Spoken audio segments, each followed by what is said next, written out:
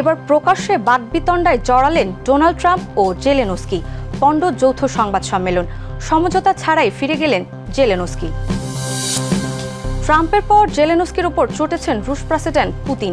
Trump জেলেনস্কিকে পেটায়নি, এটাই বিস্ময় বললেন তিনি। রমজান উপলক্ষে 1295 বিদেশি বন্দীকে মুক্তি দিল আরব আমিরাত। মানসিক সংকট থেকে শুরু করে মিডিয়া সংকটে নাস্তানাবুদ ইসরায়েল।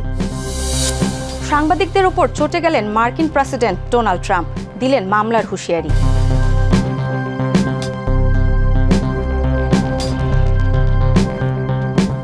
দর্শক, আমন্ত্রণ মাই টিভি আই নিউজে।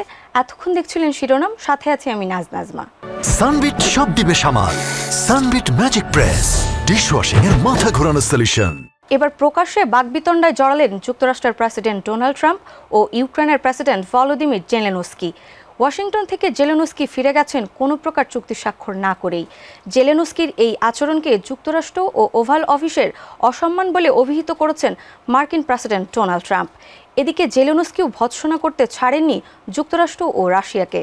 বিস্তারিত রিপোর্টে। এবার প্রকাশ্যে বাকবিতণ্ডায় জড়ালেন মার্কিন প্রেসিডেন্ট ডোনাল্ড ট্রাম্প ও ইউক্রেনের প্রেসিডেন্ট ভলোদিমির জেলেনস্কি। পূর্বে পাল্টাপাল্টি কথার লড়াই চললেও এবার তুমুল ঝগড়ায় লিপ্ত হলেন তারা। 28 ফেব্রুয়ারি হোয়াইট হাউসের ওভাল অফিসে বৈঠকে তাদের মধ্যে উত্তপ্ত বাক্য বিনিময় হয়। অদ্ভুত পরিস্থিতিতে ইউক্রেনের খনিজ সম্পদে যুক্তরাষ্ট্রের নিয়ন্ত্রণ নিয়ে দুই রাষ্ট্রনেতার চুক্তি সইয়ের কথা থাকলেও শেষ পর্যন্ত তা হয়নি। কি এমন হলো যে সেসব পণ্ড হয়ে গেল? ট্রাম্প প্রশাসন দায়িত্ব নেওয়ার পর থেকেই ইউক্রেনের প্রতি মার্কিন সহায়তা কমে গেছে। বৈঠকে ট্রাম্প জেলেনস্কিকে আক্রমণ করে বলেন, আপনার দেশকে হয় রাশিয়ার সঙ্গে চুক্তি করতে হবে, নইলে আমরা আপনাদের পাশে থাকব না। তিনি আরও অভিযোগ করেন জেলেনস্কি তৃতীয় বিশ্বযুদ্ধ নিয়ে জুয়া খেলছেন।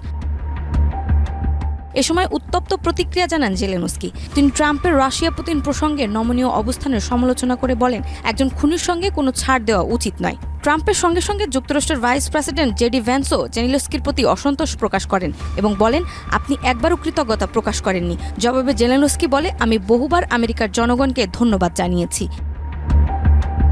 তীব্র বাকবিনিময়ের পর হোয়াইট হাউস থেকে যৌথ সংবাদ সম্মেলন বাতিল করা হয়। বৈঠক শেষে ট্রাম্প নিজের সামাজিক যোগাযোগ মাধ্যম ট্রুথ সোশ্যালে লেখেন, জেলেনস্কি যুক্তরাষ্ট্র ও ওভাল অফিসকে অসম্মান করেছে। তিনি আরও জানান, জেলেনস্কি যখন শান্তির জন্য প্রস্তুত হবেন তখন আবার হোয়াইট হাউসে আসতে পারেন। এখন দেখার পালা ট্রাম্প জেলেনস্কির দ্বন্দ্ব শেষ অবধি কোথায় গিয়ে থামে। নাজমা, মাই টিভি। এবার জেলেনস্কির ওপর বেজায় চটেছে রাশিয়ার প্রেসিডেন্ট ভ্লাদিমির পুতিন। করেছেন কড়া মন্তব্য। কেন জেলেনস্কির ওপর ক্ষেপলেন তিনি, আর কি বা ঘটতে যাচ্ছে জেলেনস্কির ভাগ্যে? যুক্তরাষ্ট্রের প্রেসিডেন্ট ডোনাল্ড ট্রাম্প ও ইউক্রেনের প্রেসিডেন্ট ভলোদিমির জেলেনস্কির বৈঠকে উত্তেজনা ও বাকবিতণ্ডায় পণ্ড হওয়ার জন্য জেলেনস্কিকে দায়ী করছে রাশিয়া। দেশটির পররাষ্ট্র মন্ত্রণালয় জেলেনস্কির কঠোর সমালোচনা করেছে। রাশিয়ার প্রেসিডেন্ট ভ্লাদিমির পুতিন ও যুক্তরাষ্ট্রের প্রেসিডেন্ট ডোনাল্ড ট্রাম্প ও ইউক্রেনের প্রেসিডেন্ট ভলোদিমির জেলেনস্কির মধ্যে বৈঠকে উত্তেজনা ও বাকবিতণ্ডায় পরিণত হওয়ার জন্য শুধুমাত্র জেলেনস্কিকে দায়ী করেছে। রাশিয়ার পররাষ্ট্র মন্ত্রণালয়ের মুখপাত্র মারিয়া জাখারোভা টেলিগ্রামে এক বার্তায় বলেন, বৈঠকে জেলেনস্কি যে পরিমাণ ঔদ্ধত্য প্রদর্শন করেছে তাতে ট্রাম্প নিজের সংযম বজায় রেখেছেন, কারণ তিনি তার প্রতি শারীরিক আক্রমণ করেননি।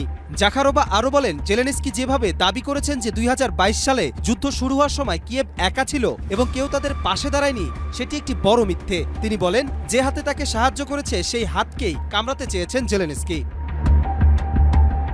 এরপর রাশিয়ার সাবেক প্রেসিডেন্ট ও বর্তমান রাশিয়ান সিকিউরিটি কাউন্সিলের উপপ্রধান দিমিত্রি মেদভেদেভ আরও তীব্র ভাষায় প্রতিক্রিয়া জানিয়ে টেলিগ্রামে পোস্ট করেন। তিনি বলেন, এটি প্রথমবার যখন ট্রাম্প সেই কোকেন ক্লাউনের মুখে সত্য কথা বলেছেন। তিনি বলেছেন, কিয়েভ তৃতীয় বিশ্বযুদ্ধ নিয়ে খেলছে।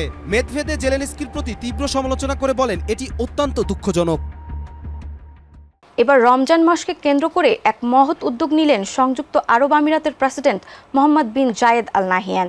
দিলেন 1295 জন বন্দীকে মুক্তির নির্দেশ। এছাড়াও যাতে তারা বন্দিদশা থেকে বের হয়ে নতুন জীবন শুরু করতে পারে এবং তাদের পরিবার যে কষ্টের মধ্যে রয়েছে তা থেকে মুক্তি পেতে পারে, সেজন্য বন্দীদের যে কোনো ধরনের ঋণ পরিশোধের সহায়তার জন্য নির্দেশ দিয়েছেন। 27 ফেব্রুয়ারি বিষয়টি নিশ্চিত করেছে গালফ নিউজ। বিভিন্ন অপরাধে দণ্ডিত বন্দীদের ওপর আরোপিত সমস্ত জরিমানা এবং সাজা মাফ করারও সিদ্ধান্ত নিয়েছেন। তবে এবারই প্রথম নয়, গত বছর রমজান মাসে 735 জন বন্দীকে মুক্তির নির্দেশ দিয়েছিলেন সংযুক্ত আরব আমিরাতের প্রেসিডেন্ট। ইসরায়েলে মানসিক স্বাস্থ্য সংকট ভয়াবহ রূপ নিয়েছে। অধিকৃত ফিলিস্তিনি ভূখণ্ডে হামাসের আল আকসা তুফান অভিযানের পর দেশটিতে প্রায় ৩০ লক্ষ মানুষ মানসিক রোগে আক্রান্ত হয়েছে। ইসরায়েলি গণমাধ্যম ও আন্তর্জাতিক সংস্থাগুলোর প্রতিবেদনে বলা হয়েছে, দীর্ঘমেয়াদী যুদ্ধের ফলে উদ্বেগ, হতাশা ও মানসিক জটিলতা বেড়ে গেছে। এত কিছুর পরেও ট্রাম্পের সাথে হাত মিলিয়ে গাজা দখলে মরিয়া ইসরায়েল। অভ্যন্তরীণ সংকট, সামরিক পরাজয় ও সরকারের পতনের মুখোমুখি ইসরায়েল। নিজেদের যখন বেহাল দশা, তখনও ট্রাম্পের সাথে হাত মিলিয়ে গাজা দখলে মরিয়া ইসরায়েল। বর্বরতার পাশাপাশি তাদের নির্বুদ্ধিতার শেষ কোথায় জানা নেই কারো। ইসরায়েলের দৈনিক ইয়াদিয়ত আহরনতের প্রতিবেদন বলছে, সম্প্রতি যুদ্ধক্ষেত্র থেকে ফিরে আসা 1,70,000 ইসরায়েলি সৈন্য মানসিক রোগের চিকিৎসা নেয়ার জন্য ইসরায়েলের যুদ্ধ মন্ত্রণালয়ে চিকিৎসা বিভাগে নাম নিবন্ধন করেছেন। আবার অনেকে মানসিক চিকিৎসা নেয়ার চেষ্টা করছে, কিন্তু মনোরোগ বিশেষজ্ঞ ডাক্তারের তীব্র সংকট রয়েছে দেশটিতে। সৈন্যদের মানসিক সংকট বর্তমান সময়ে ইসরায়েলের সবচেয়ে বড় সমস্যাগুলোর মধ্যে একটি। অভ্যন্তরীণ সংকট, সামরিক পরাজয় ও সরকার পতনের মুখোমুখি ইসরায়েল। আবার অস্তিত্বের সংকট ইসরায়েলের আরেকটি বড় সমস্যা। সেই সাথে ফিলিস্তিনি স্বাধীনতাকামী সংগঠনের ক্রমবর্ধমান শক্তিতেও কাবু ইসরায়েল, কারণ তারা গাজা উপত্যকা নিয়ন্ত্রণ করছে। এদিকে অভ্যন্তরীণ ভাঙন ও বিরোধের কারণে অস্তিত্বগত সংকটের মুখোমুখি হয়েছে ইসরায়েল। এদিকে ইসরায়েলের মিডিয়া ব্যর্থতার সংকটও এমন একটি বিষয় যা আজকাল ইসরায়েলি বিশেষজ্ঞরা স্বীকার করছেন। এই প্রসঙ্গে ইসরায়েল সরকারের এক মুখপাত্র বলেছেন, ইসরায়েলি শাসন ব্যবস্থা সবসময় সম্প্রসারণবাদী লক্ষ্য বাস্তবায়নের উদ্দেশ্যে জনমতকে নিয়ন্ত্রণ করতে এবং তাদের কর্মকাণ্ডকে বৈধতা দেওয়ার জন্য মিডিয়া প্রচারণার ব্যবহার করে আসছে। কিন্তু আল আকসা তুফান অভিযান ইসরায়েলি আগ্রাসনের পথে বিরাট বাধা হয়ে দাঁড়িয়েছে। ধারণা করা যাচ্ছে এসব কারণে দ্রুত ধ্বংসের দিকে এগিয়ে যাচ্ছে ইসরায়েল। তবে সেসবের পরেও মার্কিন প্রেসিডেন্ট ডোনাল্ড ট্রাম্পের সাথে সখ্যতা করে গাজা দখল তাদের চরম নির্বুদ্ধিতার পরিচয় দিচ্ছে। উত্তর কোরিয়া আবারও কৌশলগত ক্রুজ ক্ষেপণাস্ত্র পরীক্ষা চালিয়েছে, যা পারমাণবিক পাল্টা আক্রমণের সক্ষমতা প্রদর্শন করার উদ্দেশ্যে করা হয়েছে।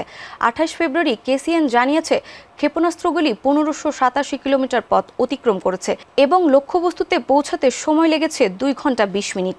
এটি ছিল 2025 সালের চতুর্থ ক্ষেপণাস্ত্র উৎক্ষেপণ এবং মার্কিন প্রেসিডেন্ট ডোনাল্ড ট্রাম্পের ক্ষমতা গ্রহণের পর দ্বিতীয় উৎক্ষেপণ। এই পরীক্ষার মূল উদ্দেশ্য ছিল শত্রুদের সতর্ক করা এবং পারমাণবিক আক্রমণের প্রস্তুতি প্রদর্শন। প্রেসিডেন্ট কিম এই মহড়া নিয়ে সন্তুষ্টি প্রকাশ করেছেন এবং বলেছেন, সামরিক বাহিনীতে অবশ্যই পারমাণবিক অস্ত্র মোতায়েনের জন্য সর্বদা প্রস্তুত থাকতে হবে। এবার সাংবাদিকদের উপর চটে গেলেন মার্কিন প্রেসিডেন্ট ডোনাল্ড ট্রাম্প। বললেন, নাম প্রকাশে অনিচ্ছুক সূত্র ব্যবহার করলেই করা হবে মামলা। সাম্প্রতিক সময়ে মার্কিন সাংবাদিক মাইকেল উলফের নতুন বই প্রকাশের পরেই এই মন্তব্য করেন তিনি। কি ছিল সেই বইয়ের পাতায়, যার জন্য এতটা ক্ষিপ্ত হয়ে গেলেন এই প্রভাবশালী নেতা? বিস্তারিত রিপোর্টে। এবার গণমাধ্যম কর্মীদের উপর চটে গেলেন মার্কিন প্রেসিডেন্ট ডোনাল্ড ট্রাম্প। বললেন, তার কথার বাইরে গেলে নেওয়া হতে পারে আইনি ব্যবস্থা। হঠাৎ কি এমন কারণে এভাবে ক্ষিপ্ত হয়ে উঠলেন ডোনাল্ড ট্রাম্প? কেই বা তার রাগকে উস্কে দিলেন তীব্রভাবে? মার্কিন প্রেসিডেন্ট ডোনাল্ড ট্রাম্প গণমাধ্যম নিয়ে কড়া বার্তা দিয়েছেন। তিনি হুঁশিয়ারি দিয়েছেন যে যেসব গণমাধ্যম বা লেখক নাম প্রকাশে অনিচ্ছুক সূত্র ব্যবহার করবে, তাদের বিরুদ্ধে আইনি ব্যবস্থা নেওয়া হতে পারে। এ নিয়ে নতুন আইন প্রণয়নেরও ইঙ্গিত দিয়েছেন ট্রাম্প। সাম্প্রতিক সময়ে মার্কিন সাংবাদিক মাইকেল উলফের নতুন বই all or nothing, how Trump reacted America প্রকাশের পর ট্রাম্প এই মন্তব্য করেন। উলফ এর আগে 2018 সালে আলোচিত বই fire and Fury inside the Trump white house লিখে পরিচিতি পান। বইটির প্রকাশক ক্রাউনের বরাত দিয়ে ইউরোনিউজ জানায়, দ্বিতীয় মেয়াদে প্রেসিডেন্ট হওয়ার জন্য ট্রাম্পের প্রচারণায় 18 মাস জুড়ে এই বইয়ের গবেষণা করা হয়েছে। এতে ট্রাম্প কিভাবে পুনরায় ক্ষমতায় ফিরলেন সে বিষয়েও তুলে ধরা হয়েছে। নিজের সামাজিক যোগাযোগ মাধ্যম সোশ্যাল ট্রুথে দেওয়া এক পোস্টে ট্রাম্প বলেন, বেনামি বা অফ দ্য রেকর্ড উদ্ধৃত দিয়ে তৈরি জাল বই ও গল্প প্রকাশ করা হচ্ছে। উলফের নতুন বইকে মানহানিকর কল্পকাহিনী বলে আখ্যা দিয়ে ট্রাম্প বলেন, এই নির্লজ্জ অসততার জন্য বড় মূল্য দিতে হবে। আমি এটি আমাদের দেশের সেবার জন্য করেছি। কে জানে, হয়তো আমরা কিছু সুন্দর নতুন আইন তৈরি করব। এর আগে যুক্তরাষ্ট্রের নতুন মন্ত্রিসভার প্রথম বৈঠকে সংবাদ সংগ্রহে এপি, রয়টার্স ও বুলমার্ক সহ কয়েকটি সংবাদ সংস্থার প্রবেশ নিষিদ্ধ করেছিল হোয়াইট হাউস। ট্রাম্প প্রশাসনের নতুন মিডিয়া নীতির অংশ হিসেবে এই সিদ্ধান্ত নেওয়া হয়। এবার ভারতের দিল্লি বিশ্ববিদ্যালয়ে অধ্যয়নরত বাংলাদেশি শিক্ষার্থীদের জন্য নতুন এক শর্ত আরোপ করা হয়েছে। Indian council for culture relations ICCR কর্তৃক প্রদত্ত বৃত্তির আওতায় পড়তে আসা বাংলাদেশি শিক্ষার্থীরা কোনো রাজনৈতিক কার্যকলাপ বা ইউনিয়ন গঠনের সঙ্গে যুক্ত হতে পারবে না, এমনকি ভারতে থাকাকালে কোনো সংবেদনশীল এলাকা পরিদর্শনও করতে পারবে না। এই শর্তে এক অঙ্গীকারপত্রে সই করতে হচ্ছে শিক্ষার্থীদের, যা লঙ্ঘন করলে বৃত্তি বাতিল এবং দেশে ফেরত পাঠানো হবে বলে জানিয়েছে বিশ্ববিদ্যালয় কর্তৃপক্ষ। জাতিসংঘের মহাসচিব অ্যান্তোনিও গুতেরেস পবিত্র মাহে রমজান উপলক্ষে মুসলিম বিশ্বকে শুভেচ্ছা জানিয়েছেন। তিনি রমজান মাসকে সহানুভূতি, সহমর্মিতা ও উদারতার এক বাস্তব প্রতিফলন হিসেবে আখ্যায়িত করেন এবং এটি মানবিক মূল্যবোধের প্রতি শ্রদ্ধা জানানোর একটি সুবর্ণ সুযোগ বলে মন্তব্য করেন। ২৭ ফেব্রুয়ারি এক ভিডিও বার্তায় তিনি এসব কথা বলেন। সৌদি আরব সহ মধ্যপ্রাচ্যের বিভিন্ন দেশের আকাশে পবিত্র রমজান মাসের চাঁদ দেখা গেছে। এর ফলে ১ মার্চ থেকে মধ্যপ্রাচ্যে শুরু হচ্ছে রমজান মাস। দর্শক, এই ছিল আজকের মাই টিভি আই নিউজ। ধন্যবাদ এতক্ষণ সাথে থাকার জন্য।